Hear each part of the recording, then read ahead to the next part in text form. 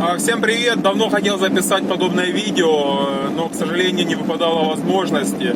Очень часто езжу по Голландии, но именно пересечь такое место, где бы ты мог с двух сторон наслаждаться морем и ехать, так сказать, не так сказать, а именно по мосту, где у тебя с двух сторон море, океан. Это, конечно, даже при том, что вся Голландия испещрена каналами, и реками, и судоходными, и всякими отводами, и заливами, но такого не выпадало. Сейчас такая возможность выпала. Сейчас мы приближаемся с вами к мосту, который разделяет, так сказать,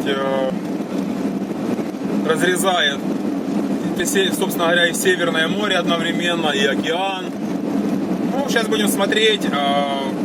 Такой себе а-ля Крымский мост, только голландский мост.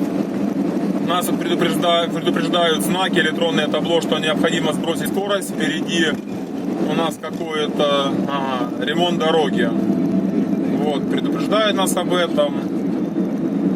Еду в Германию. Кстати, друзья, всех с наступающим Днем Победы.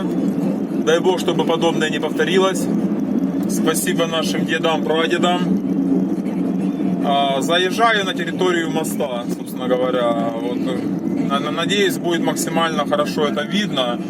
Если нет, то постараюсь взять телефон в руки и заснять со всех сторон подобное зрелище. Потому что, к сожалению, могут быть заграждения, могут мешать. Так, ну,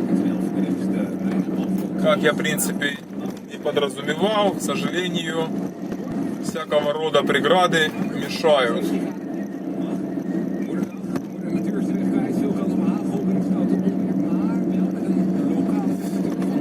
Стевен Шлюзен называется. Вот, скорость ограничена 50. Ну, нам больше не надо. Вот, ребята, сейчас я камеру сниму. Вот такие вот шлюзы. Вот у нас с правой стороны одна часть моря. Что-то голландцы усердно строят. А вот у нас разрезающие лезы, разрезающие молы. И, собственно говоря, другая часть, это уже открытый океан.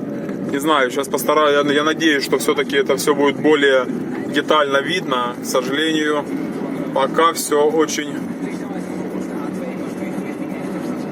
застроено, мешают заграждения.